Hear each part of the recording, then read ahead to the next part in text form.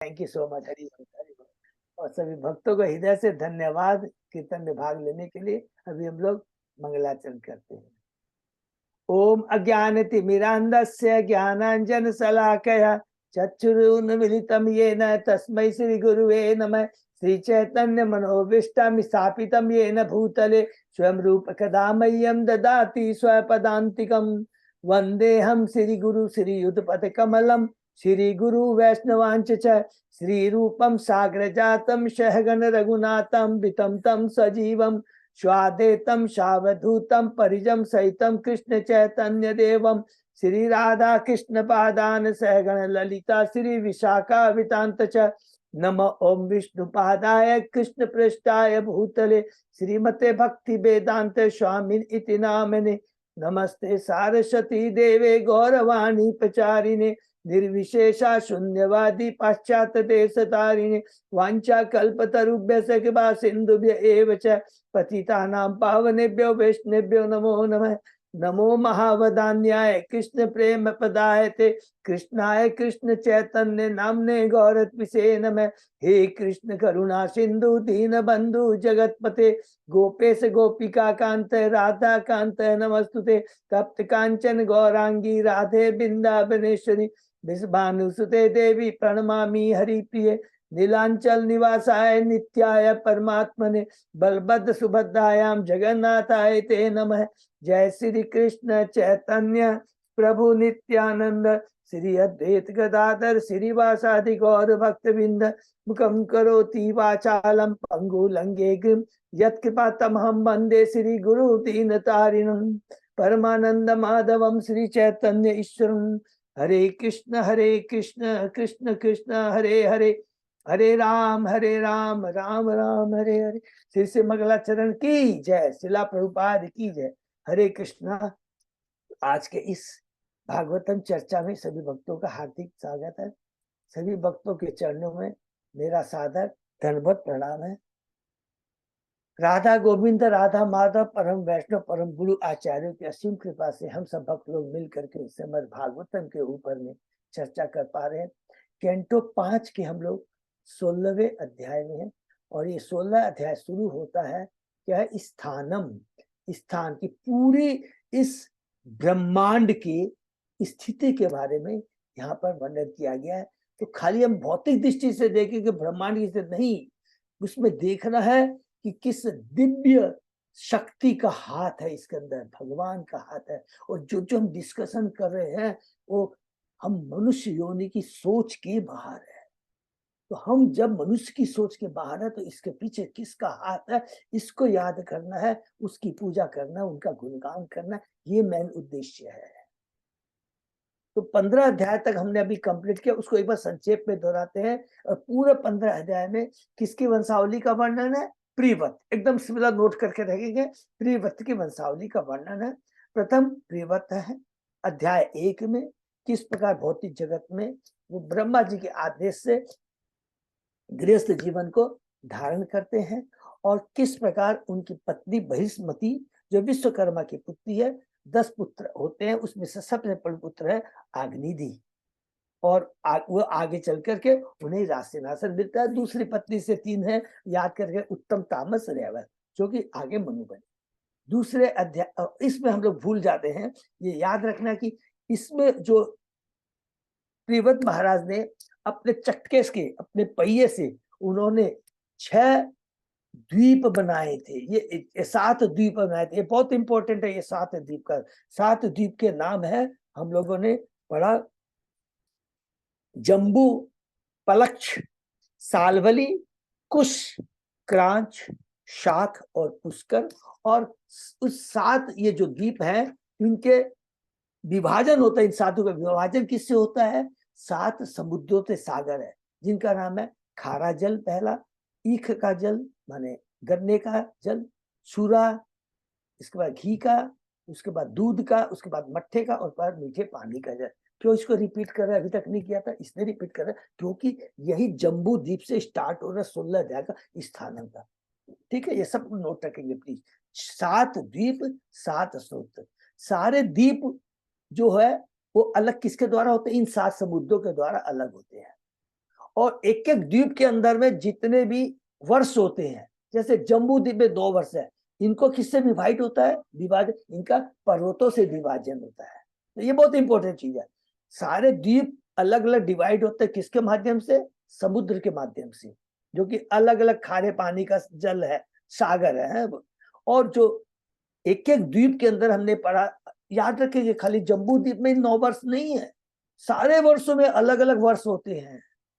ये और ये सारे जो एक द्वीप में जा रहे इतने सारे वर्ष होते हैं, ये किससे डिवाइड होते हैं, पर्वतों से। ये बस याद रखेंगे तो बड़ा कंसेप्ट क्लियर रहेगा। दूसरे अध्याय में प्रवेश करते हैं अग्निदि के बारे में, जिन्होंने पूर्व चीती अप्सरा से ब्याह किया, जो कि ब्रह्मा जी ने भेजा था। 9 पुत्र होते हैं, सबसे बड़े पुत्र थे नाभि, और इन 9 पुत्रों ने मेरु के 9 पुत्र से ब्याह किया। तीसरे अध्याय में हमने पढ़ा शीर्षक है राजा नाभि की पत्नी मेरु देवी के गर्भ से ऋषभ भगवान के जन्म। हरि बोल।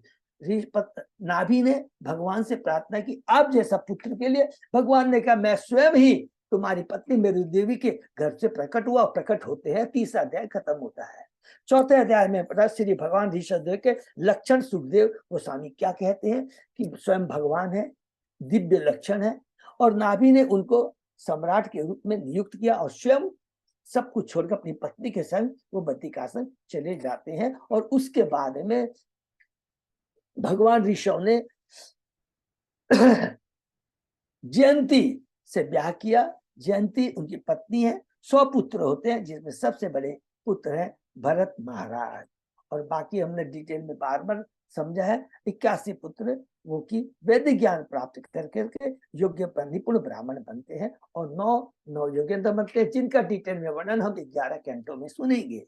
और उसके बाद में हमने पढ़ा कि किस प्रकार एक बार वो ब्रह्मवर्त में जाते हैं और वहां पर अपने पुत्रों को वो शिक्षा देते हैं। क्या शिक्षा देते हैं, अध्याय 5 में हमने पढ़ा भगवान ईश्वर द्वारा अपने पुत्रों को उपदेश।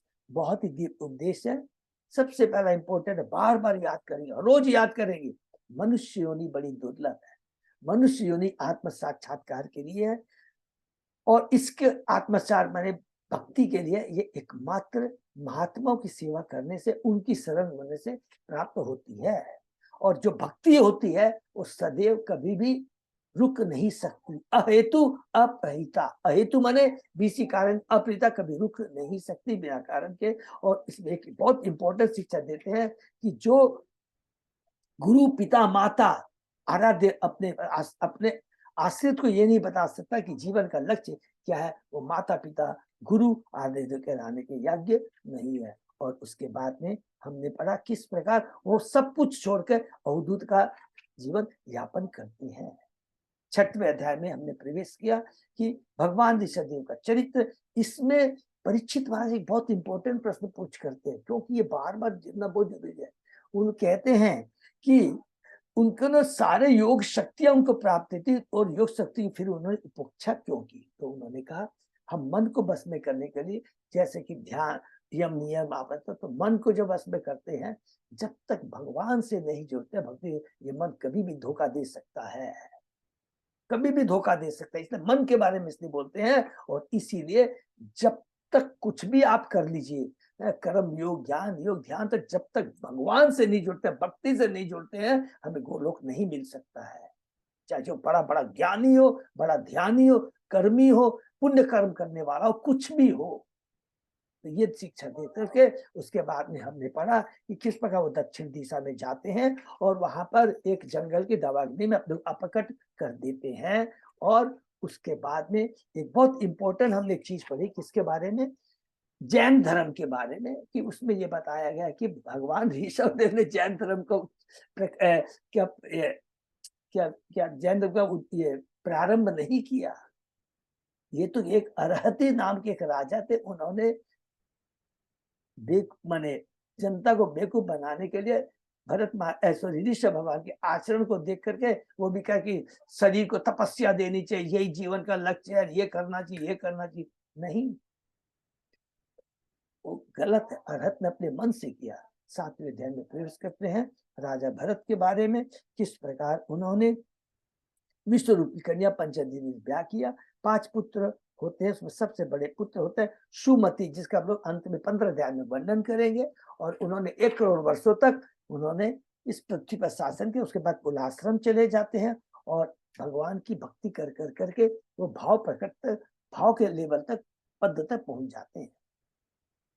चैप्टर 8 में लेकिन कहते हैं भाव के पद तक पहुंचने के बाद भी चूंकि उन्हें भक्तों का संग नहीं था, वो एक मृग के प्रति आसक्ति हो जाता है और मृत्यु के समय चूंकि मृग का उन्होंने चिंतन किया, मृग शरीर प्राप्त होता है। मृग का शरीर तो प्राप्त हुआ, लेकिन भक्ति कभी मिनिस्टर नहीं होती है। उन्हें अपने पूर्व जन्म के सब कुछ मालूम था और अपनी गलती का एहसास करते हुए उन्होंने कभी भक्तों का संग नहीं किया और अंत में अपनी मृगी माता को छोड़कर पुनः आश्रम चले जाते हैं और वहीं पर तीर्थ आश्रम में स्नान करते हुए शरीर छोड़ देते हैं। 2 अध्याय हुए ये भरत महाराज के। तीसरा अध्याय है अध्याय 9, जड़ भरत का चरित्र।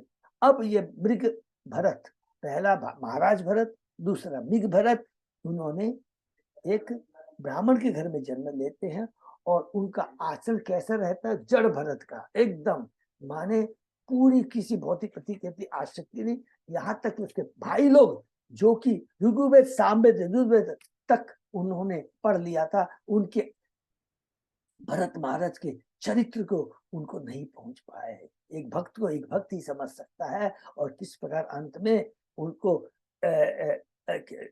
खेत की रखवाली के भाइयों ने रखा और किस प्रकार डाकू आकर के नर बलि के लिए उनको ले जाते हैं, लेकिन किस प्रकार भद्रकाली उन्हें रक्षा करती है। हरि बोल। अध्याय 10 में जड़ भरत महाराज और रघुगण की कथा। यहाँ पर हमने पढ़ा रघुगण सिंधु तथा सौवीर प्रदेश के राजा हैं। वो जाते हैं कपिलाश्वर की तरफ जा रहे हैं और पालकी ढोने के लिए किस प्रकार जड़ भरत महाराज को नियुक्त किया जाता है और जब भरत ठीक से पालकी नहीं ढोते हैं तो उन्हें अपशब्द यूज करते हैं और अंत में किस प्रकार हरि बोल वो उतरते हैं पालकी से। रघुगण और जड़ भरत उनको शिक्षा देते हैं, बहुत सुंदर शिक्षा देते हैं। कहते तुम जो कुछ भी बातें कर रहे हो शरीर से संबंधित बातें कर रहे हो। और उसके बाद में कहते हैं कि आत्मा तो शाश्वत है, आत्मा तो शाश्वत है। आत्मा के बारे में बहुत सुंदर बताते हैं। रघुगण को समझ में आ जाता ये कोई साधारण व्यक्ति दिव्य पुरुष है। उतर जाते हैं और कहते हैं मुझे क्षमा कर दो। कहते मैं इंद्र के वज्र से नहीं डरता, शिव के त्रिशूल से नहीं डरता, यमराज के दंड से नहीं डरता, लेकिन वैष्णव के प्रति जो अपराध होता है उससे मैं करता हूँ। भगवान के वो भी भक्त हैं तो उन चेतना जागृत हो जाती है। और चेतना जागृत कैसे ये भी याद करें, एक एक चीज को याद रखें, क्योंकि उन्हें शुद्ध भक्त का संग मिला। जड़ भरत शुद्ध, इसके अलावा हमारी चेतना कहीं जागृत हो ही नहीं सकती।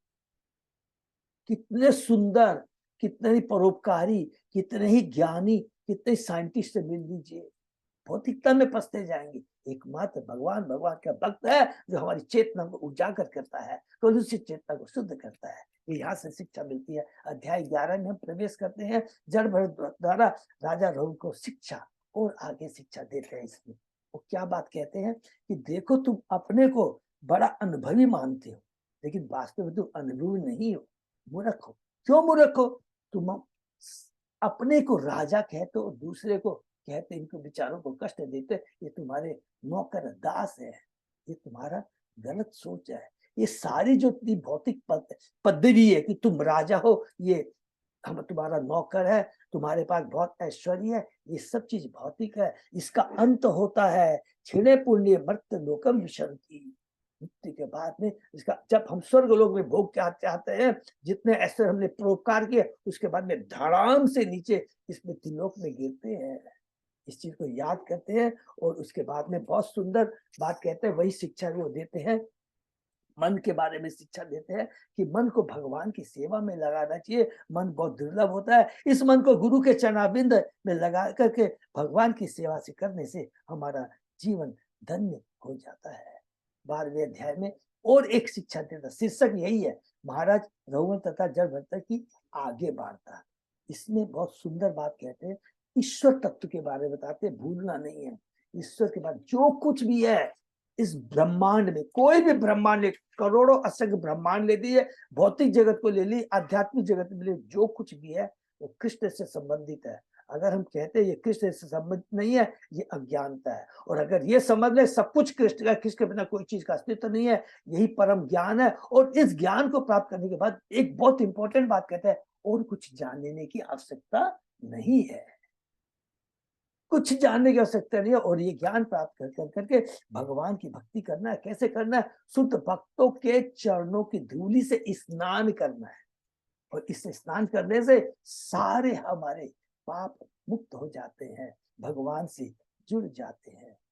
इस प्रकार कह करके बहुत सुंदर उसके बाद में एक एग्जाम्पल देते हैं, एक सॉरी एग्जाम्पल नहीं बोलेंगे, एक रूपक आप आख्यान आख्यान बोलते हैं, जो कि हमने पढ़ा था इसका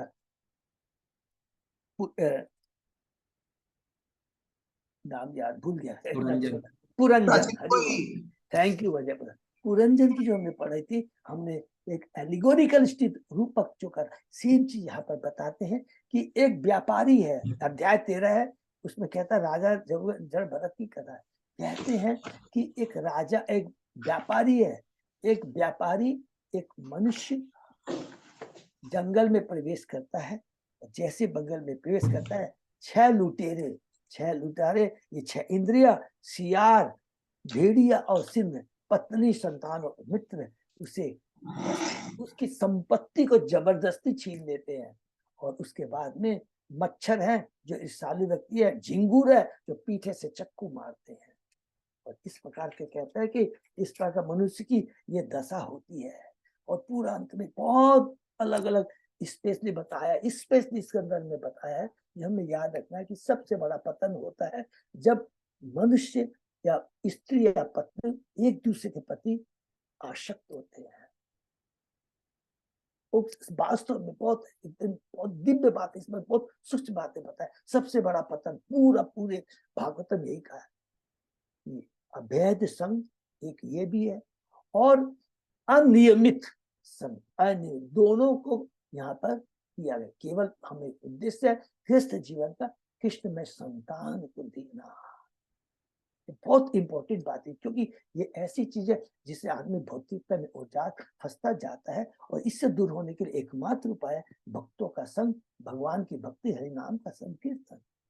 अंत में राजा रघुगण कहते हैं, आपने सही कहा, मनुष्य योनि बहुत दुर्लभ है, और शुद्ध भक्तों के संग के माध्यम से हमारी खोई चेतना जागृत हो सकता है। स्वयं रघुगण ये बात कहते हैं, मुझसे जो गलती है मुझे क्षमा कीजिए। भक्त जड़ भरत परम भक्त है। और एक दूसरी चीज देखेंगे, जितने भी भागवतम में सुन लीजिए, अगर कोई भी उनके चरणों में अपराध करता है, भक्त के चरणों में, वो कभी भी बुरा नहीं मानता, लेता नहीं है। हरिदास ठाकुर को आप ले लीजिए, जो अमरीश महाराज को ले लीजिए, किसी को भी आप ले लीजिए, कभी बुरा नहीं वो मानते हैं, बल्कि कहते हैं मैं पतित हूं, मेरे में दोष है, ये भावना होती है। और जड़ उन्हें क्षमा कर देते हैं। और उसके बाद में 14 अध्याय में ज्यादा डिटेल में सेम चीज को अब कहते हैं परीक्षित महाराज। किससे पूछते हैं? सुखदेव गोस्वामी से, कि आपने मुझे जो कुछ बताया मैं समझा नहीं, फिर से बताइए। फिर वही चीज वो कहते हैं, इंद्रिया दृष्टि लुटेरों के समान है, जो उसे 5 इंद्रिय विषयों, शब्द, स्पर्श, सब स्पर्श, रूप, रस, गंध के प्रति आकर्षित कर देते हैं, उसे बांध देते हैं।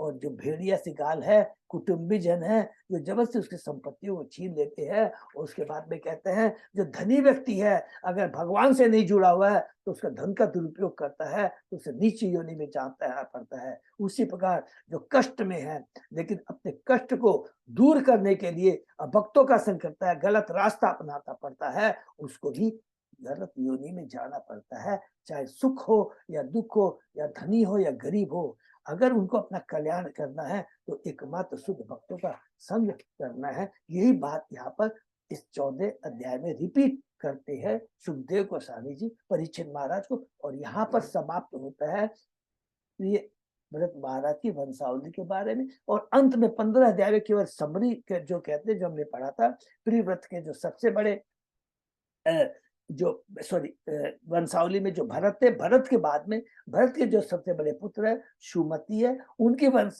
में अब गय आते हैं, और उसके आगे वंश में आते हैं वीरज, और अंत में सत्यजीत। और सबसे इंपॉर्टेंट यहाँ पर डिटेल में हमने पढ़ा गय के बारे में, वो भी परम भक्त थे, वो भगवान के विष्णु के वंशावतार के रूप में बताया गया है। जैसे कि ऋषभ भगवान है, वो भगवान के स्वयं अवतार है। यहाँ खत्म होता है सर्ग और विसर्ग। कब से बोल रहा सर्ग विसर्ग? ये नहीं कि 5वां अध्याय का तीसरा चौथा सॉरी दूसरा तीसरा चौथा 5वां अध्याय, यहाँ आके सर्ग और विसर्ग खत्म हो जाता है। सर्ग का मतलब जो भगवान के द्वारा सृष्टि गई है, विसर्ग के द्वारा मतलब हो गया जो ब्रह्मा जी के द्वारा। तो ब्रह्मा जी के प्रथम जो पुत्र मनु है, स्वयंभू मनु है, पूरी स्वयंभू मनु का हमने वंशावली यहाँ खत्म किया। यहाँ से 16वें अध्याय में हम शुरू होते हैं स्थानम। तीसरा का है सर्ग, विसर्ग और स्थानम। तो स्थानम में हमने जितना पढ़ने के बजाय एक ही चीज को रिपीट कर रही, जितना समझ में मेरे को मैं समझाता हूँ। सबसे पहले स्थानम में हमको ये याद करना, पूरा ये ब्रह्मांड, पूरा ये जो चीज आप कर लेते हैं, यूनिवर्स जिसको बोलते हैं, ये एक गोले के समान है, ग्लोबल होता है ना। इसको हम जब काट देते हैं, बहुत ध्यान से फिर से रिपीट जो कल रिपीट किया, तो एक नींबू को समझ लीजिए, नींबू को लेते हैं काट देते हैं, तो एक बाया वाला नींबू, दाया वाला। तो बाया वाला जो नींबू है, ऊपर का जो है सबसे पहले भूलोक है। बाया वाला नींबू की बात कर रहा हूँ, दाहिने की नहीं है, तो भूलोक है। भूलोक के नीचे हमने क्या पढ़ा था? 6 और लोक है, अतल, वीतल, सूतल, तरातल, मातरातल, रसातल और पताल। ठीक है, एकदम क्लियर है ना। और ये जो सबसे बड़ा भूलोक है, ये पूरा जो भूलोक के अंदर में हमने क्या पढ़ा था? 7 द्वीप है। किसने बनाए थे? प्रियव्रत महाराज ने बनाए थे। और ये 7 द्वीप के बीच में क्या है? 7 समुद्र है। क्या क्या है? पहला जम्बू द्वीप है, रिपीट करते हैं, जम्बू द्वीप है, पलक्ष द्वीप है, सालमली द्वीप है, कुश द्वीप है, कांच द्वीप है, शाक द्वीप है और पुष्कर द्वीप है। क्लियर है? अब जो जम्बू द्वीप है, इसके तरफ कौन सा सागर है? खारे पानी का सागर है, नमकीन सागर है। उसके बाद में दूसरा द्वीप शुरू होता है पलक्ष द्वीप। ये किससे घिरा हुआ है? मीठे सॉरी ईख, ईख गन्ने के जल से सागर से है। फिर उसके बाद में आता है सालबली द्वीप, वो किससे घेरा हुआ है? सूरा का सागर है। फिर उसके बाद में कुश द्वीप आता है, वो किससे घिरा हुआ है? घृत का सागर से घिरा हुआ है। उसके बाद में कांच आता है, वो दूध के सागर से घिरा हुआ है। उसके बाद में शाक द्वीप आता है, जो मट्ठा दही के सागर से घिरा हुआ, और अंत में है पुष्कर, जो कि मीठे जल से घिरा हुआ है। बस इतना याद रखेंगे तो कोई बात। अब हम बात करते हैं बाएं नींबू में जो सबसे ऊपर है भूतल। ऊपर का जो भूतल है, भूलोक है सॉरी बोलते हैं, इसके अंदर में कितने हैं? 9 वर्ष है। क्या बोलेंगे? 9 वर्ष है। और 9 वर्ष के नाम क्या क्या है याद कर लेते हैं। सबसे बीच में है, देखिए सबसे बीच में सबसे पहले किसका नाम है? जम्बूद्वीप, एकदम बीच में। और अब जम्बूद्वीप की हम खाली बात करेंगे और किसी में दिमाग छोड़ देंगे। जम्बूद्वीप के अंदर में 9 क्या है? वर्ष है, 9 वर्ष है। और उस 9 वर्षों में सबसे बीच में कौन सा है? इलावर्त। ये थोड़ा नोट करेगा तो अच्छा रहेगा, वैसे इतना वो इलावर्त है एकदम बीच में। दाहिने हाथ में अर्थात उत्तर की पूरब की तरफ है भद्राश्व। फिर इलावर्त के बाएं हाथ में जिसको बोलता है पश्चिम है, उसमें केतुमाल है। ठीक है, सेंटर में हो गया, पूरब और पश्चिम हो गया। अब हम ऊपर की तरफ जाते हैं, उत्तर में। उत्तर के अंदर में रम्यक वर्ष है, उसके बाद हिरण्यक वर्ष है और कुश वर्ष है। तो 3 उत्तर में हो गए, 2 पूरा पश्चिम में हो गए।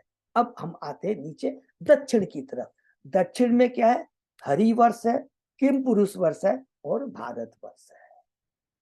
ये हो गए 9 वर्ष। अब यहाँ पर इस भागवत में हमने पढ़ा सबसे ज्यादा वर्णन किसका किया गया? इलावर्त का। और उसके बीच में, इलावर्त के बीच में, एकदम बीच में कौन है? क्या नाम? सुमेरु पर्वत। हाँ, सुमेरु पर्वत है। इसका बहुत डिटेल में वर्णन किया गया है। सुमेरी पर्वत है, तो सबसे पहले सुमेरी पर्वत के बारे में क्या बोला गया है, चारों तरफ उनके बड़े बड़े पर्वत है, फिर उसके बाद में 4 पर्वत है, फिर 4 पर्वत है, 12 पर्वत है, फिर उसके बाद में और 20 पर्वत है। इन पर्वतों का वर्णन किया गया, उसमें से विशेष 4 पर्वत के बारे में बोला गया, जिनका नाम है मंदर, मेरु मंदर, सुपार्व और कुमुद। ये 4 इंपॉर्टेंट पर्वत है जो कि 10,000 योवन ऊंचे हैं। और इन चारों पर्वतों के बीच में सरोवर है, दूध का सरोवर है, मधु का सरोवर है, गन्ने का सरोवर और पवित्र। और इनका भोग कौन करते हैं, हम इलावत की बात करें, इनका भोग करते हैं, क्योंकि हमने एक चीज इंपॉर्टेंट बताया था, याद रखेंगे, इन 9 वर्षों के अंदर भारत वर्ष को छोड़कर बाकी जितने 8 वर्ष है ना, वो क्या है, उसको क्या बोलते हैं, भूअर भोग, भूअर स्वर्ग, माने भौतिक जगत का स्वर्ग, जिसके अंदर में बहुत ऐश्वर्य है। नंबर को क्या ऐश्वर्य, क्या क्या, उनकी भी आयु स्वर्ग के देवताओं के समान 10,000 वर्ष की आयु होती है। और हमने पढ़ा भी था कि उनको कभी झुर्रियां नहीं आती है, कभी बूढ़े नहीं होते हैं। ये भूलोक के स्वर्ग की बात है, ये 8 केवल भारत को छोड़कर। तो इसका मतलब अच्छा हुआ कि नहीं, एकमात्र भारत वर्ष है जहाँ सुख भी है, देखो वहां बैलेंसिंग है। जहां क्या होता है, थोड़ा सा दुख होता है तो भगवान की याद आती है, धन है, धन खुद जुट जाता है तो भगवान की याद आती है। तो यही एकमात्र भारतवर्ष है जहाँ हम लोग के पास ऐसी एनवायरनमेंट है कि हमें भगवान की याद आती है, जिसके लिए देवता भी तरसते रहते हैं। तो हम लोगों ने पढ़ा इस तरह का है। और उसके बाद में हमने पढ़ा उद्यान है, नंद चर अलग तरह के उद्यान है। और फिर हमने पढ़ा कि जो मंदर पर्वत है उसमें वृक्षों के बारे में पढ़ा, आम के वृक्ष के बारे में पढ़ा है, जिसके रस से पूरा एक समुद्र सॉरी नदी बन जाती है, अरुणोदय। उसके बाद जामुन के, एकदम संक्षेप में बताते हैं, जरा भी कंफ्यूजन। उसके बाद में जामुन के वृक्ष के बारे में पढ़ा, जामुन के रस से जम्बुवती नदी बनती है, और वो जामुन के रस से जब कीचड़ बढ़ता तो सोना बन जाता है। हरि बोल। तो इस तरह का हम लोग ने पढ़ा, जिसका सोने का उपयोग वहां के लोग करते हैं। और उसके बाद में हमने प्रभुपाद जी का वो पढ़ा, बहुत सुंदर है, प्रभुपाद जी का समरी पढ़ा। उन्होंने कहा भारत भगवान के जो भक्त होते हैं इस तरह के ऐश्वर्य से आकर्षित नहीं होते हैं, वे तो सदैव भगवान के चरणों के प्रति आसक्त होते हैं, चरणविद में रहना, चरणों में रहना चाहते हैं। कल फिर हम लोगों ने स्टार्ट किया, कल हम लोगों ने पढ़ा। उसके बाद में आम के वृक्ष है, जम्बू के वृक्ष के बाद में पढ़ा, और भी इंपॉर्टेंट वृक्ष है, महाकदम्ब नामक वृक्ष है और सतवलस वृक्ष। और इसके बाद में पढ़ा इन पर्वतों नदियों के अलावा लोगों के पास, वहां के लोगों के पास दूध, दही, शहद, घी, अन्न, वस्त्र, बिस्तर, आसन, सभी सब कुछ उनके पास में है। अतः इन नदियों से प्राप्त पदार्थों का सेवन करने से, जो हमने रिपीट किया था, शरीर में झुर्रियां नहीं आती, बाल सफेद नहीं होते, पसीने में दुर्गंध नहीं आती, शरीर की कांति बनी रहती है, बुढ़ापा, रोग और असमय मृत्यु नहीं होती है। इसके अलावा और बहुत सारे भी पर्वत है, कुरंग कूरग, जो मैंने बताया कि बहुत सारे पर्वत है। और अंत में जो कि हमने कल ही डिस्कस कर लिया था, हमने पढ़ा तो मेरु पर्वत है। देखिए मेरु पर्वत कितना है, 1,00,000 योजन लंबा है। 1,00,000 योजन, एक योजन कितना, 8 माइल का होता है। तो 8,00,000 माइल जितना लंबा है। और वो कोन के बराबर है, जो हम लोग आइसक्रीम खाते हैं ना, कोन। तो ऊपर से वो 42,000 योजन चौड़ा है और नीचे से 16,000 योजन। तो ऊपर से जो 42,000 चौड़ा है, उसके अंदर में टॉप में 9 देवताओं के स्थान है। लेकिन ये याद रखेगा, ये 9 देवता का वो स्थान वो नहीं है जो कि हम सोचते हैं स्वर्ग, नहीं, ये अलग से। क्योंकि बात किसकी कर रहे हैं, इतना कंसेप्ट भूलोक की बात कर रहे हैं। तो भूलोक के अंदर में इलावर्त जो है, जम्बूद्वीप के बीच में इलावर्त जो है, इलावर्त के ऊपर में के बीच में जो सुमेरु पर्वत है, उसके ऊपर में 9 देवताओं के स्थान है, जिसमें हमने पढ़ा ब्रह्मा जी का बीच में है। फिर दाहिने हाथ जिसको बोलते हैं पूरब, उसमें इंद्र भगवान का है। दाहिने हाथ जिसको पश्चिम बोलते हैं, वरुण भगवान का है। उसके बाद में देवता का है। उत्तर में कुबेर का है और दक्षिण में यम का है। ये तो हो गया 4।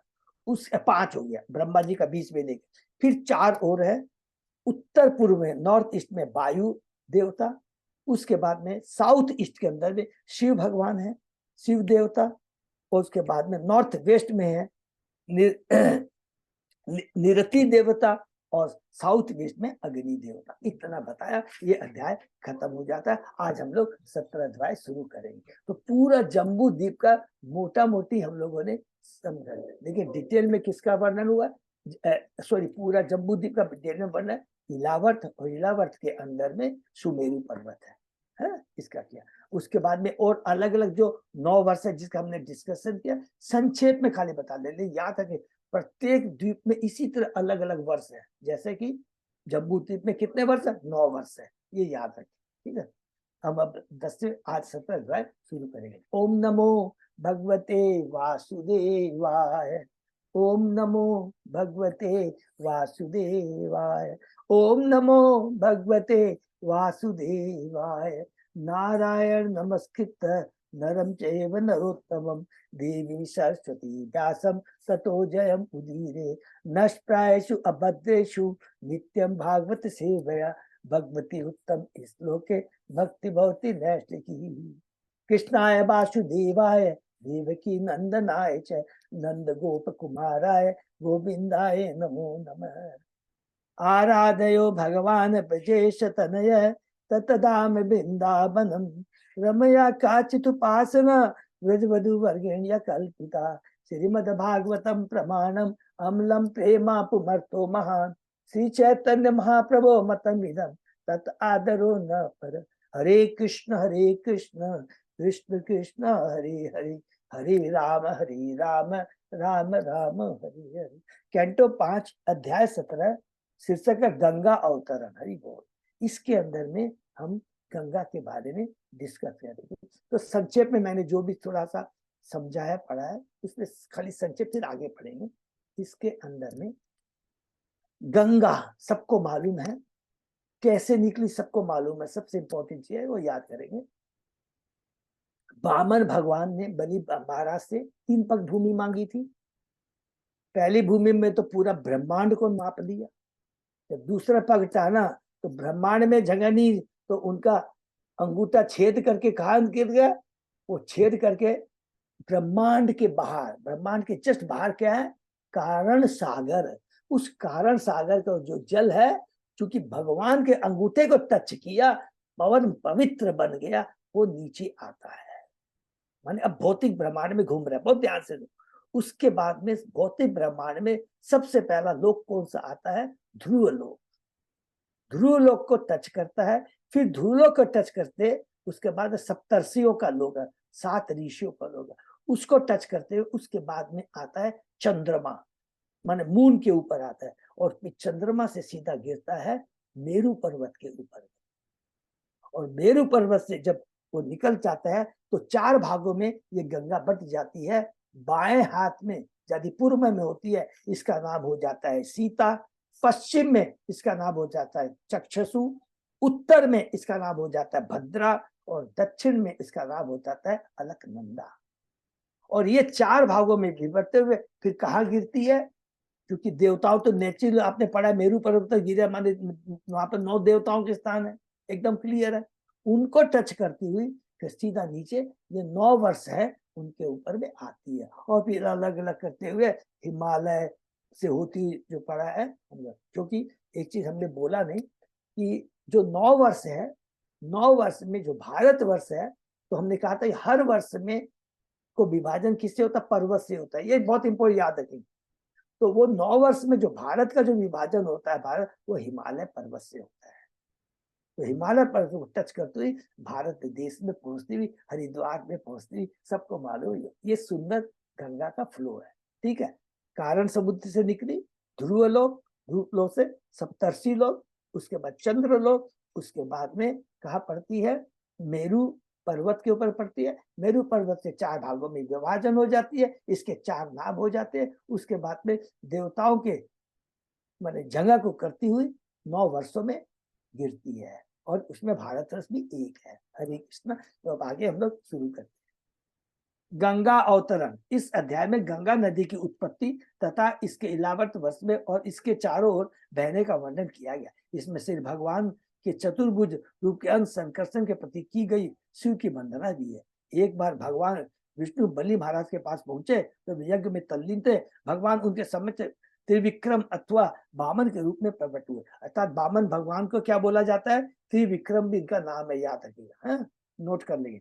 और उनसे 3 पग भूमि की याचना की। भगवान बाबर ने 2 ही पगों में तीनों लोगों को मारकर अपने बाएं और पैर से अंगूठे से ब्रह्मांड के आवरण को भेद डाला। इस छिद्र के कारण समुद्र के जल की कुछ बूंदे बाहर निकलकर भगवान शंकर के सिर पर पड़ी, जहां पर वे 1000 युगों तक पड़ी रही।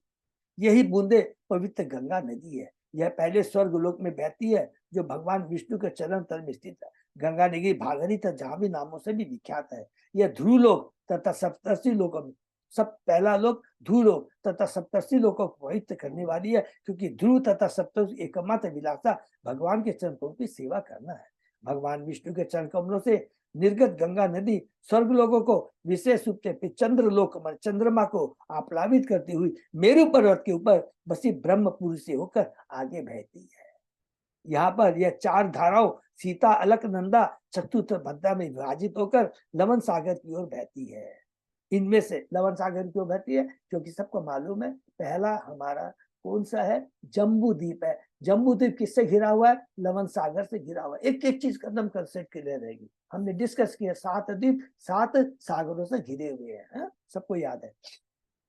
इसमें से सीता नामक धारा शेखर पर्वत तथा गंध मानक पर्वत से होकर बहती है और फिर 1200 वर्ष तक प्रवाहित होकर लवन सागर से मिल जाती है। चच्चू धारा माल्यवान गिरी से होकर प्रवाहित होते हुए केतुमाल वर्ष में पहुंचकर लवन सागर में मिल जाती है। भद्रा कुरुदेश पहुंचने के पूर्व मेरु, कुमुद, नील, श्वेत तथा सिंहवार पर्वत को पार करती है और तब उत्तर दिशा में लवन सागर में मिल जाती है। अलकनंदा पहले ब्रह्मालय को पार करती है, फिर उनके पर्वत को, जिनमें हेमकुट तथा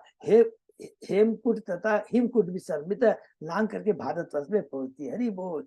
जहाँ पर लवन सागर के दक्षिण को बहती है, उन्हें अनेक नदियां तथा उनकी शाखा 9 वर्षों में से होकर बहती है। 9 वर्षों, सबको 9 वर्ष से अब याद है ना, हम लोगों ने अभी डिस्कस किया। फिर से रिपीट करना, सबको नहीं, वैसे सबको याद है ना। इलावर्त, केतुमाल, भद्राश्व, रम्यक, हिरण्याक्ष, कुरु, हरिवर्ष, किम पुरुष और भारतवर्ष। सब हम लोगों ने डिटेल में डिस्कस किया। भारतवर्ष नामक भूभाग कर्म क्षेत्र है और 8 वर्ष उन पुरुषों के निमित्त है जो शारीरिक आनंद उठाना चाहते हैं। हरि बोल। जो मैंने अपने को लोग ने डिस्कस किया, एकमात्र भारतवर्ष है कर्म क्षेत्र है। हरि बोल। और बाकी 9 है भोग के लिए, इसलिए वो क्या कहते हैं, भूस्वर्ग कहते हैं। इन 8 में स्वर्गीय प्राणी भौतिक सुख और आनंद करते। श्री भगवान भिन्न अवतार लेकर के जम्बूती के इन 9 वर्षों में अपनी दया का वितरण करते हैं। हरि बोल। तो ये 9 वर्षों में हम लोग पढ़ेंगे, बहुत इंपॉर्टेंट है। इस गंगा के डिस्कशन के बाद में जो जम्बू द्वीप में 9 वर्ष है, इन 9 वर्षों में अलग अलग भगवान और उनके अलग अलग लोग किस प्रकार उनका प्रार्थना ग्लोरिफिकेशन करते हैं, ये दिखाते हैं। यहाँ हम लोग पढ़ेंगे। इलावर्त वर्ष में भगवान शंकर ही एकमात्र पुरुष। इलावर्त के अंदर में भगवान शिव किसकी पूजा करते हैं, शंकरसर भगवान की पूजा करते हैं। यहाँ वे अपनी पत्नी भवानी के साथ वास करते हैं और अनेक अनुचरिया उनकी सेवा करती है। यदि कोई अनुपूजित प्रदेश में प्रवेश करता है तो भवानी के श्राप से वह स्त्री बन जाता है। भगवान शंकरसर भगवान की पूजा अनेक प्रकार की प्रथा करते हैं। उन प्रथा में से इस प्रकार, हे भगवान, अपने समस्त भक्तों को इस भौतिक जीवन से उबारे। हरि बोल। और जो भक्त नहीं है उन्हें भौतिक जगत से बांध कर रखे। उनकी कृपा के बिना कोई भी प्राणी भौतिक जगत के बंधन से छुटकारा नहीं पा सकता है। ये शिव भगवान की प्रार्थना है। इसको शंकर ये संक्षेप में पढ़ा, अब हम डिटेल में शुरू करते हैं। श्लोक 1 से। श्री शुकवाच तत् भगवत साक्षात यज्ञ लिंगस्य विष्णु विक्रमतो वाम पादा अंगुष्ठ नख निभिर्नो उद्धर्व अंड कटाह विवरेण अंत प्रविष्टा या बाह्य जल धारा तत् चरण पंकज अवनिजना ऋण किंजलल्क उपरंजिता अखिल जगत अधमाला अपहा उप स्पर्शन अमला साक्षात भगवत पदी इति अनुपलक्षित वच अभिधीयमाना अति महता कालेन युग सहस्त्र उपलक्षेण दिवो मूर्धनि अवतरार यत तत् विष्णु पद्म आहु। श्री सुखदेव गोस्वामी ने कहा, राजन, भगवान विष्णु महाराज बलि की यक्षशाला में बामन देव का रूप धारण करके प्रकट हुए। तब उन्होंने अपने वाम पाद को ब्रह्मांड के छोर तक फैला दिया और अपने पैर के अंगूठे से उसके आवरण में एक छिद्र बना दिया। इस छिद्र से निकले कारण समुद्र के विशुद्ध जल ने गंगा नदी के रूप में इस ब्रह्मांड में प्रवेश किया। ब्रह्मा गंगा के जल के रूप में क्यों प्रवेश किया? क्योंकि भगवान के चरण लगे थे उसमें। विष्णु के चरण कमल को जो केसर से लेपित था, धोने से गंगा का जल अत्यंत मोहक गुलाबी रंग का हो गया। गंगा के दिव्य जल के स्पर्श से क्षण भर में प्राणियों के मानसिक विकार शुद्ध हो जाते हैं, किंतु इसका जल सदैव शुद्ध रहता है। चूंकि इस ब्रह्मांड में प्रविष्ट होने से पूर्व गंगा प्रत्यक्ष रूप से विष्णु जी के चरण का स्पर्श करती है, हरि बोल, इसलिए वह विष्णुपदी कहलाती है। बाद में इसके अन्य नाम पड़े तथा जाह्नवी तथा भागीरथी। 1000 युगों के बाद गंगा का जल ध्रुव लोक में उतरा, जो इस ब्रह्मांड का सबसे परी लोक है। इसको अंडरलाइन कर लेंगे। इस ब्रह्मांड का सबसे ऊपर का लोक क्या है? ध्रुव लोक है। इसलिए सभी संत तथा विद्वान ध्रुव लोक को विष्णु पद कहते हैं। तात्पर्य, इस श्लोक में गंगा नदी के महिमा का वर्णन है। गंगा जल पतित पावन कहलाता है क्योंकि यह सभी पापियों का उद्धार करने वाला होता है। यह सर्वविदित है कि गंगा में नित्य प्रति स्नान करने से बाह्य तथा आंतरिक शुद्धि होती है। बाह्य और आंतरिक शुद्धि भी होती है। आंतरिक शुद्धि मीन्स हमारी कलुषिता नष्ट होती है और आंतरिक रूप से मनुष्य में क्रमशः श्री भगवान के प्रति भक्ति भाव उत्पन्न होता है। भारत के हजारों लोग जो गंगा के तट पर वास करने वाले हैं, नियमित रूप से गंगा जल में स्नान करते हैं और निश्चित रूप से मन तथा तन से पवित्र होते हैं। अनेक ऋषियों ने, जिनमें शंकराचार्य भी, गंगा की प्रशंसा में स्तुतियां लिखी है और भारतवर्ष स्वयं भी गंगा, यमुना, गोदावरी, कावेरी, कृष्णा, नर्मदा जैसी नदियों के कारण धन्य हुआ है। स्वाभाविक है कि इन नदियों के तटवर्ती भूभाग का वासी माने रहने वाला आध्यात्मिक भावना में अग्रणी होता है। श्री मध्याचार्य का कथन है, बारह बाम पादम तु तदन येषु तु दक्षिणम पादम कल पेशु भगवान जहार त्रिविक्रम है। अपने दक्षिण पाद पर खड़े होकर तथा वाम पाद को ब्रह्मांड के ऊपर रखकर भगवान वामन त्रिविक्रम कहलाए। उन्होंने 3 वीरतापूर्ण कार्य किए। 3 पर यत्र है वाह वीर व्रत औतान पादी परम भागवतो अस्मत् कुल देवता चरणार बिंद उदकम इति याम अनुशवमन उत्कृष्यमान भगवान भक्ति योगेन दृढ़म क्लिग्मान अंत हृदय औतकंठया विवश अमिलित लोचन युग्म कुंडलम विगलित अमल वाष्पकलया अभिवज्य मान रोम पुलक कुलको अनुधा अपि परम आदरेण शीर्षा निभरती। महाराज उत्तानपाद के विख्यात पुत्र ध्रुव महाराज परम ईश्वर के श्रेष्ठ भक्त कहलाते हैं, क्योंकि उनकी भक्ति निष्ठा दृढ़ थी। यह जानते हैं कि गंगा जल भगवान विष्णु के चरण को पखारता है। वे उस जल को अपने लोक में रहते हुए आज तक अपने सिर पर धारण करते हैं। 36,000 वर्षों तक ध्रुव महाराज ने शासन किया था। सबको याद है, हम लोगों ने पढ़ा था अध्याय 8 के अंदर में, कैंटो 4 में। चूंकि वे अपने अंत स्थल हृदय में श्री कृष्ण का निरंतर चिंतन करते रहते हैं, फलतः वे अत्यंत उत्कंठित रहते हैं। उनके अर्ध निमिलित नेत्रों के अश्रु की धारा बहती है और उनका शरीर मुलायमान रहता है। जब कोई व्यक्ति श्री भगवान की भक्ति में स्थिर हो जाता है तो उसे वीरव्रत अर्थात दृढ़ प्रतिज्ञ कहते हैं। ऐसा भक्त अपनी उत्कंठा को अधिकाधिक बढ़ाता रहता है। अतः जब वह भगवान विष्णु का स्मरण करता है तो उसके नेत्र अश्रुपूरित हो उठते हैं। यह महाभागवत का लक्षण है। ध्रुव महाराज ऐसी भक्तिपूर्ण उत्कंठा में मग्न रहते थे और जगन्नाथपुरी में रहते हुए चैतन्य महाप्रभु ने भी दिव्य उत्कंठा का उदाहरण प्रस्तुत किया। चेतन चैतन्य में उसकी जीवन चर्या का संपर्क वर्णन मिलता है। अंत लीला के अंदर में हम पूरा डिटेल में चैतन्य चरितामृत में पढ़ेंगे। और ये बहुत इंपॉर्टेंट चीज है, जो गंगा जल में या स्नान करता है ना डेली, सदैव उसे भगवान का स्मरण होता है। क्यों स्मरण होता है? क्योंकि गंगा जल भगवान के अंगूठे से टच होकर के वो पवित्र बन गई है। ये हमेशा याद रखेंगे, क्योंकि उसमें भगवान का स्पर्श है, और उसको जब जल को स्पर्श करते हैं तो हमें भगवान का ध्यान आता है, हमारी चेतना शुद्ध होती है।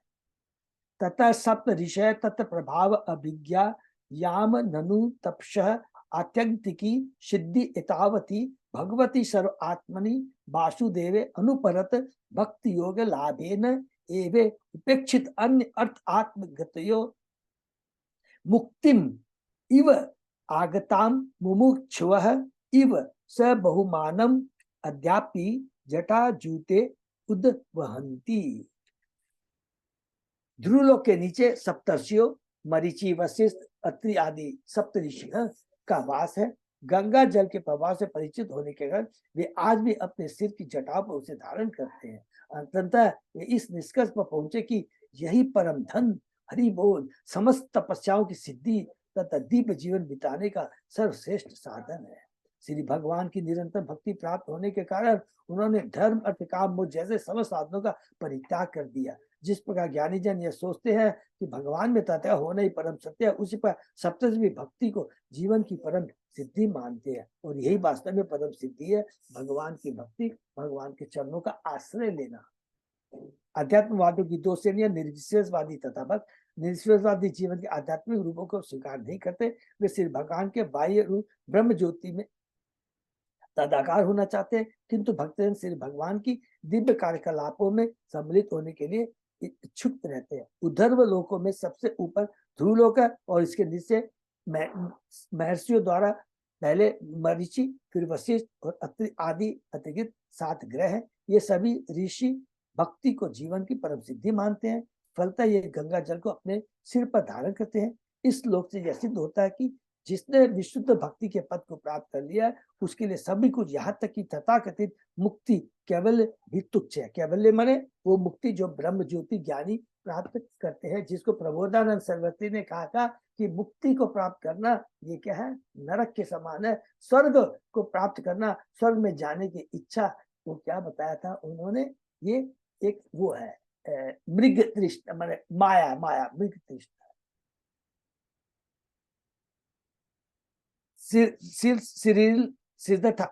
श्रीधर स्वामी का कहना है कि भगवान की विशुद्ध भक्ति प्राप्त कर लेने पर अन्य समस्त कार्यों को तुच्छ समझकर छोड़ा जा सकता है।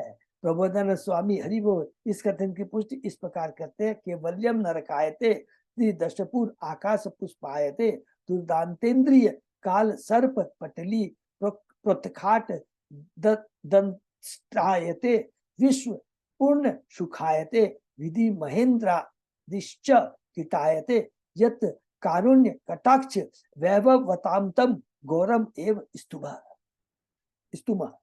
श्री चैतन्य महाप्रभु ने भक्ति योग की क्रिया का सम्यक विवेचन प्रस्तुत किया है। फलतः जो चैतन्य महाप्रभु के चरण की चरण में जाता है, उसके लिए मायावातों की परम सिद्धि केवल नारकी लगती है। और कर्मियों की भाताकाओं का क्या कहना, जो स्वर्गलोक पहुंचना चाहते हैं भक्तन, ऐसे लक्ष्य को माया जाल कहते हैं। यस, प्रभुपाद सरस्वती ने कहा है कि मुक्ति पाना ब्रह्म से विलोना नरक के समान है, और स्वर्ग में जाने की इच्छा माया जाल के समान है।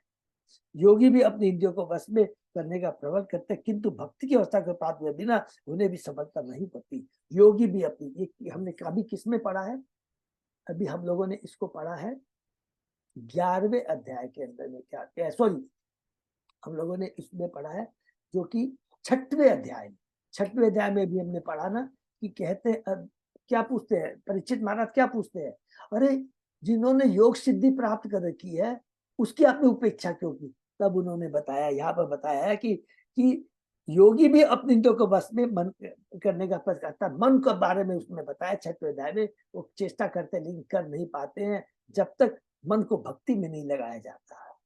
इंद्रियों की तुलना विषयता सर्पों से की जाता है, किंतु सिर्फ भगवान की सेवा संलग्न भक्त इंद्रिया विष रहित सर्पों की तरह। योगी अपनी इंद्रियों का दमन करने का भरसक प्रयत्न करता है, किंतु विश्वामित्र जैसे योगी भी अपने प्रयास में सफल रहते हैं। अपनी तपस्या के समय विश्वामित्र मेनका द्वारा वशीभूत हो गए, बाद में उसने शकुंतला का जन्म हुआ। अतः इस संसार में भक्ति योगी सबसे बुद्धिमान है, जैसा कि भगवद गीता में श्री कृष्ण इसकी पुष्टि कर, योगी नाम अभी सर्वेशाम मदगति अंतरात्मना श्रद्धावान भजते यो माम युक्त ब्रह्मो मत है। गीता के 6 अध्याय का 47वां श्लोक है। सब योगियों में भी जो योगी श्रद्धा भाव से मेरे प्रयाण होकर प्रेम में भक्ति योग के द्वारा मेरी सेवा करता है, वह मुझमें परम अंतरंग के रूप में युक्त है और परम श्रेष्ठ है। हरि बोल। ततो अनेक सहस्त्र कोटि विमान अनेक संकुल देव यानेन अवतरन्ति इंदु मंडलम आवार्य ब्रह्म सदिने निपतति। ध्रुवलोक के पड़ोसी 7 लोकों को पावन करने के पश्चात गंगा का जल करोड़ों देवताओं के विमानों अंतरिक्ष को ले जाया जाता है। तब वह चंद्र लोक को आप्लावित करता हुआ अंततः मेरु पर्वत पर स्थित ब्रह्मा के आवास में पहुंच जाता है, क्योंकि ब्रह्मा का जो मेरु पर्वत में 7 जो देवता है उसमें ब्रह्मा बीच में है।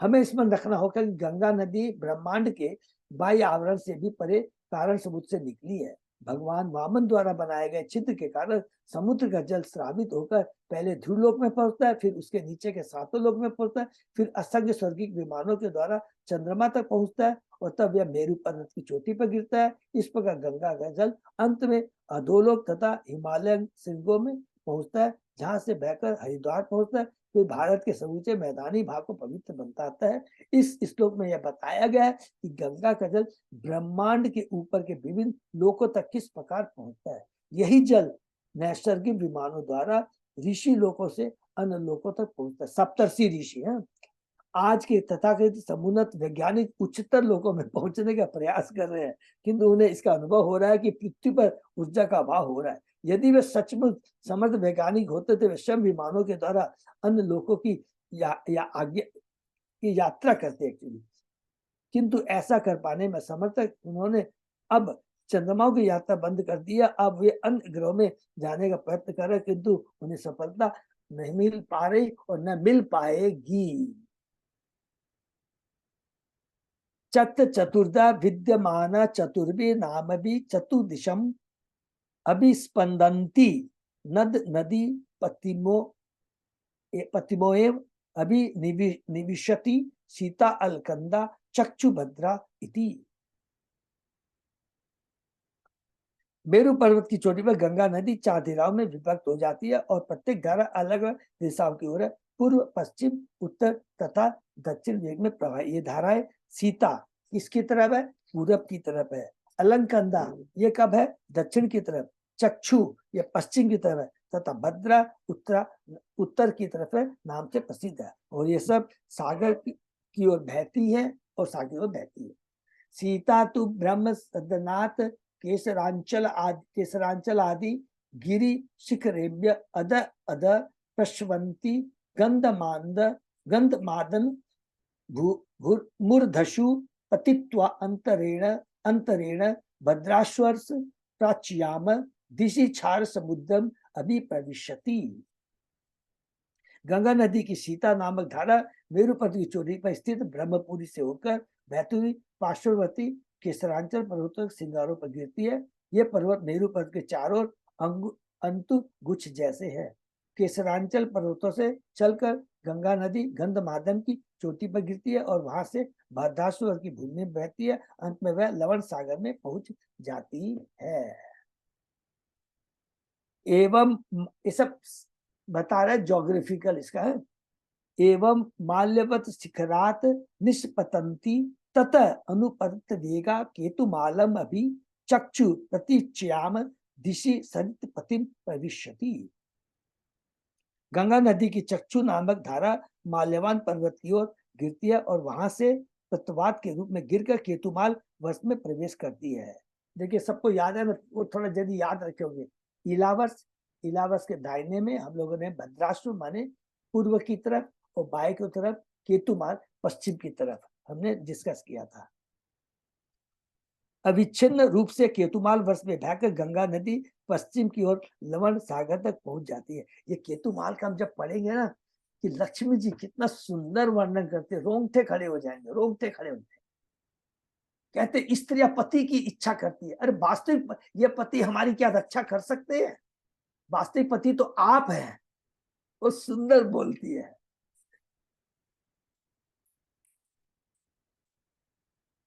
भद्राच उत्तरत मेरु शिरस निपतिता गिरीशिखरात गिरीशिखरम अतिहाय सिंहवत श्रृंगात अवश्य अवस्यंद माना उत्तरान तुकुरुन अभित उदित उदिच्याम दिशि जलधिम अभिप्रविशति।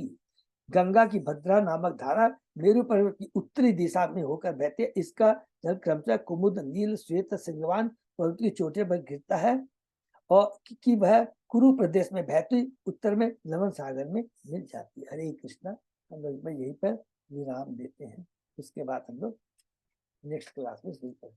हरे कृष्णा, बहुत बहुत धन्यवाद। तो यहाँ पर प्रॉपरली ज्योग्राफिकल हम लोगों ने पूरा ये अभी जितना भी है सॉरी जम्बू द्वीप है, यहाँ पे जितना भी सब जम्बू द्वीप के हैं कि लवण सागर जम्बू द्वीप के ऊपर है। जम्बू द्वीप के बीच में कौन सा है? सबसे पहला 9 वर्ष का इलावर्त है। इलावर्त के ऊपर में सबसे बड़ा जो पर्वत है जिसका नाम है सुमेरु पर्वत है। सुमेरु पर्वत के ऊपर में 9 देवताओं का जो स्थान है, अलग अलग देवताओं का वर्णन किया और किस प्रकार नदी सीधा मून से किस चंद्रमा से कहाँ पड़ते? मेरु पर्वत के ऊपर में। फिर वहां पर 9 ब्रह्मा देवताओं के वहां से टच होती हुई वो अलग अलग वर्षों में, और उसमें से सबसे पहला वर्ष जम्बूद्वीप के 9 वर्ष उनमें पड़ती है। जम्बूद्वीप में 9 वर्ष है ना, सबको याद हो गया है ना। इलावर्त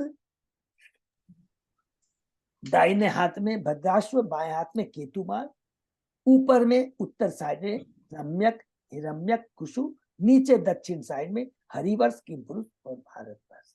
तो ये गंगा नदी इस तरह पहुंचती है। उसके बाद सारे वर्षों में जाती है। ये खाली जम्बूद्वीप वर्ष में, जम्बूद्वीप में नहीं, जम्बूद्वीप के 9 वर्ष है, उसके बाद में सॉरी और सारे द्वीपों में वो जाती है। पूरा भूलोक में 7 द्वीप 7 सागर, और जम्बूद्वीप में जैसे 9 वर्ष है उसी तरह अलग अलग द्वीप में अलग अलग वर्ष है। हरे कृष्णा। यहीं पर विराम देते हैं। लेकिन सबसे बड़ी चीज क्या किया गया? ग्लोरिफिकेशन यहाँ पर प्रभुपाद ने खाली किसका किया है? जो चीज भगवान गंगा नदी बोलते फट से उन्होंने क्या लिखा है सुखदेव गोस्वामी ने, वो गंगा नदी जो भगवान के चरणों को टच करती हुई इस ब्रह्मांड में प्रवेश करती है। सबसे पहले ध्रुव लोक में, उसके बाद में सप्तर्षि लोक में, उसके बाद में चंद्रमा लोक में, उसके बाद में मेरु पर्वत पर, फिर मेरु पर्वत से यो जम्बू सारे मैंने यहाँ पर अभी खाली जम्बू द्वीप के बारे में बताया 9 वर्षों में कैसे प्रवेश करती है। हरे कृष्ण। तो ये भगवान की इतनी बड़ी कृपा है। कभी सोच सकते हैं इतना सुंदर वर्णन और इतना ज्यादा। इसको भौतिक दृष्टि से माने भौगोलिक दृष्टि से नहीं सोचेंगे, इसमें सोचेंगे ये देखिए ये ब्रह्मांड कितना बड़ा है। और ये तो अभी खाली एक ब्रह्मांड की बात हो रही है, ऐसे असंख्य ब्रह्मांड है। और उसी एक ब्रह्मांड के अंदर 14 भुवन है। उस 14 भुवन में अभी हम किसका डिस्कस कर रहे हैं? खाली भूलोक का। उस भूलोक में 9 वर्ष हैं जो 9 नदियों द्वारा अलग होते हैं। 9 द्वीप है सॉरी, और एक एक द्वीप में कितने वर्ष है। जैसे जम्बू द्वीप में हमने 9 वर्षों का डिस्कशन किया। ये भगवान की कृपा है। हरे कृष्ण। नेक्स्ट क्लास में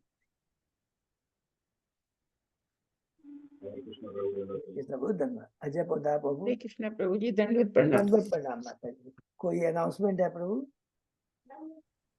जी बस आप मैसेज तो किए पुष्पाभिषेक वाला। हाँ, पुष्प अभिषेक का है। थोड़ा सब लोग प्लीज सब लोग ध्यान रखिएगा। है तो वैसे हम लोग 3 ग्रुप है, चूंकि एज ए CDC मेंबर मेरे को 3 का दिया गया है,